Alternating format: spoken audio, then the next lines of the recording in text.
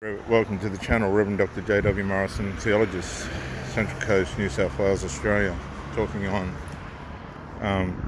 micro-incremental dark triad conditioning in relationships and how it affects you, how to identify it, what it does to you, and how to just get out of it.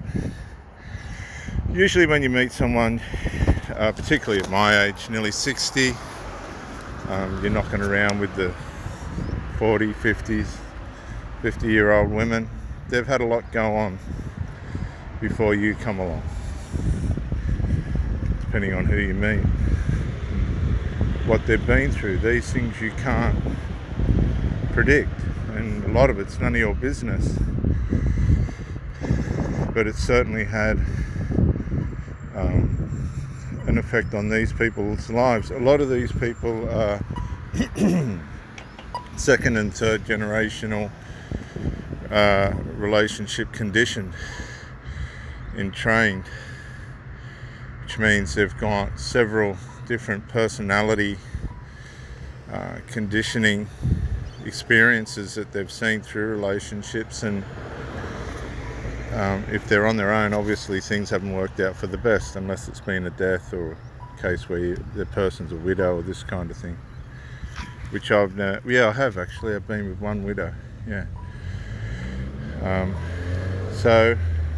and she had a lot of trouble going on too with the kids, but what I'm trying to say is these dark triad traits can come and conceive in people through the experiences that they've had, the life trauma, the life pleasures, the life experiences that these people have had. And they can be diverse, multidimensional,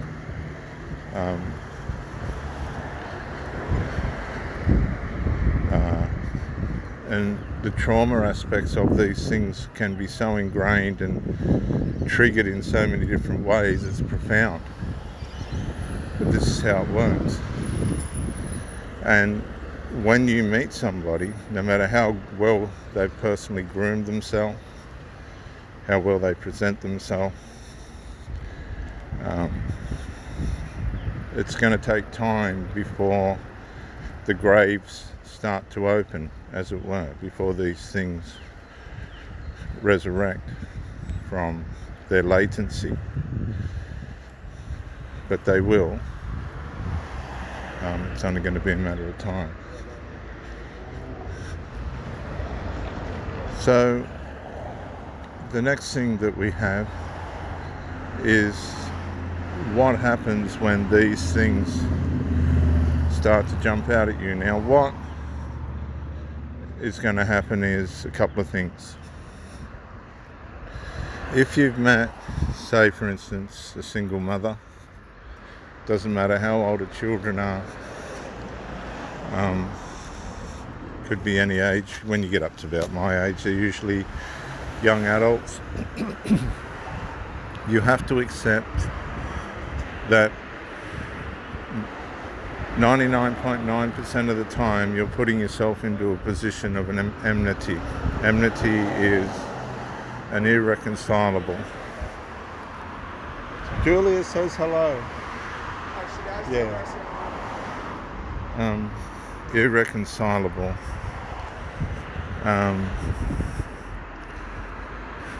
Differences. Usually based on DNA. You're not part of the DNA tribe or family. And this will cause hostility. Now, you don't want to see conflict between these people and their children. This has probably happened before and things haven't worked out too well for them, so everybody's going to be alarmed.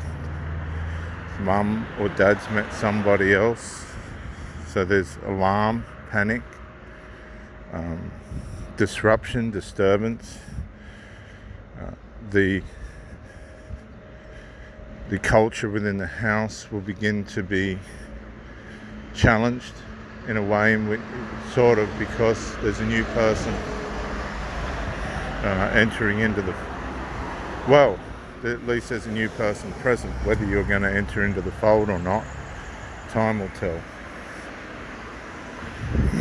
But what you've got to realise is, particularly with older single mothers, you are not going to, you are definitely not going to be associated with one person.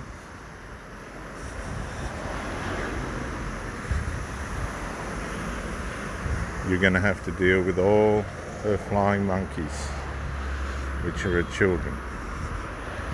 Their attitudes, their thoughts, the way in which they perceive you, their imaginations and delusions about how you're treating their mother. And let's just be brutally honest, this is something that you don't deserve, shouldn't be looking for, nor want to be engaging. You have to stop and examine yourself and ask yourself, why would you subject yourself to this kind of dark triad brutalization, psychological brutalization? Why? Then you go to the next level. If these people are on substances and alcohol and medications, and they've got all other unresolved things, they haven't done things that they've needed to do to really get their life right, then who do you think you are? Really, stop and ask yourself, who the hell do you think you are if you think you're going to go in there and change anything or be anything? And you might be thinking, well, what gives you the right to say that? Oh, 25 years of experience, a lifetime of experience. I was one of these children. I know how you feel about mum's new boyfriend. And I also know how you feel about mum's new boyfriend transitioned to partner.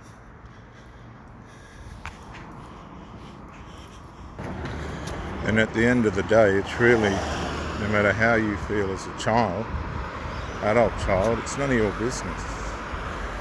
The woman's got a certain amount of time left on the earth, and she's entitled to any happiness that she can find without your interference and narcissistic, destructive, dark triad, undermining ways, selfish ways, because we all have them. It's not one or the other.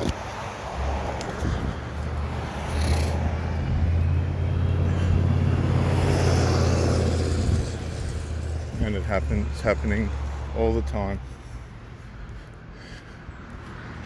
All the time. Now you got to ask yourself, why would you put yourself into that situation? You might be in a family. I got 5 children. They have never, ever brought any trouble on any of the people that I've been involved with. None. None whatsoever. No trouble at all.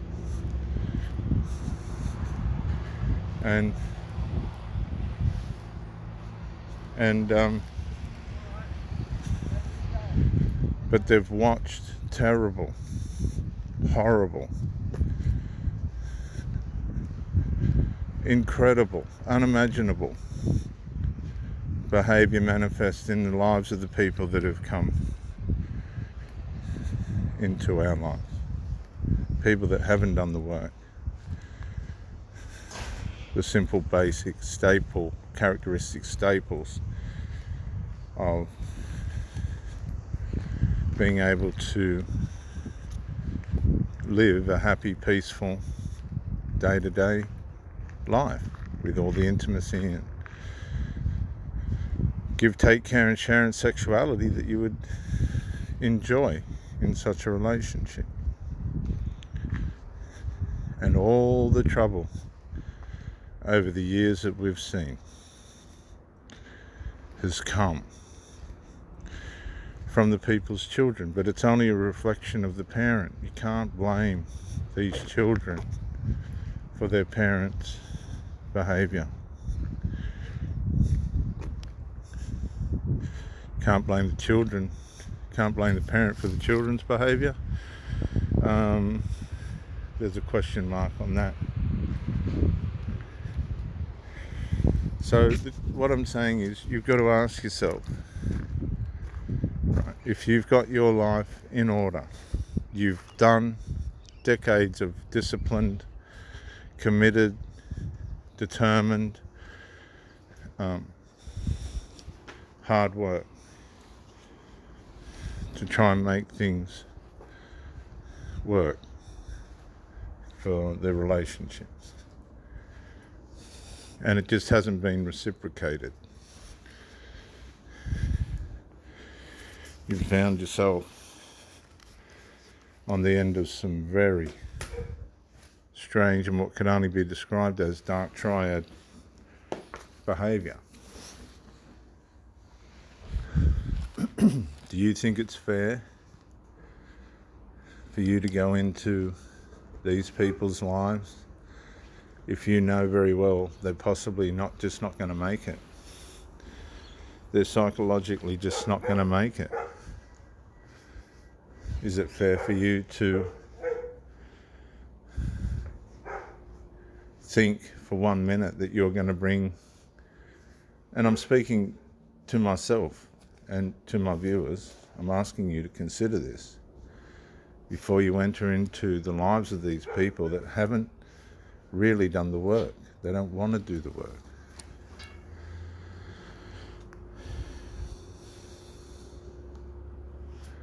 Can't you restrain from going into those places? Shouldn't you restrain from going into those places? The dark, micro-incremental triad characteristics of these people will come for you. It's not their fault. It's just the way that they are. They're trying to meet their needs, and they really don't know how to navigate a fair, positive, healthy, constructive relationship, because they're attached to flying monkeys. There's no boundaries. You're not part of the DNA. You're an alien, probably a healthy one.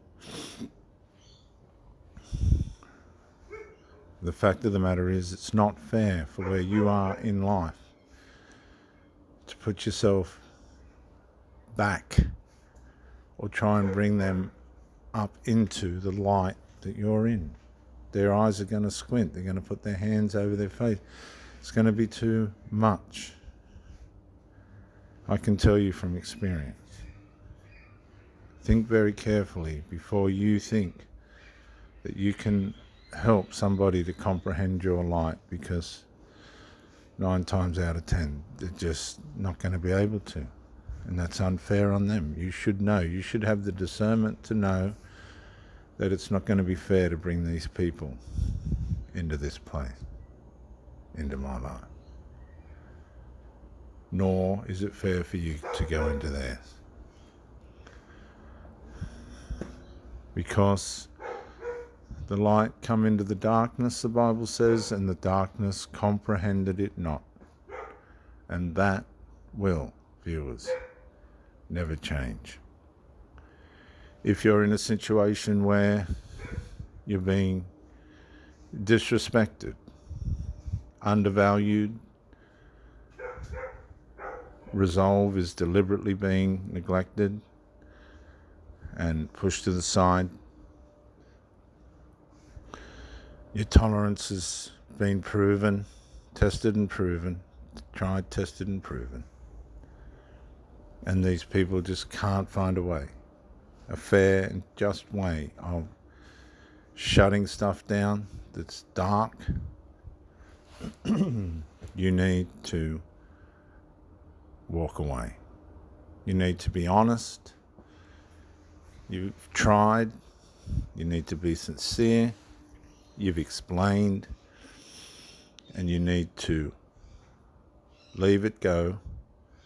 Trust in the universe. Trust in God. Come back to yourself. Leave them to go where they need to go, and you go where you need to go in honesty and integrity and dignity, and walk away. Because the dark triad, micro-incremental psychological embeddedness in the lives of the people that aren't prepared to identify and deal with it, ultimately will pull apart. While it's pulling apart their lives, ultimately it will pull apart your life as well. Really, just be grateful for the time you had. You had your turn. There are no losses. It's just a new direction. Direction has to change. Be courageous enough to do that and move on. Walk away. Reverend Dr. J.W. Morrison. Bye for now.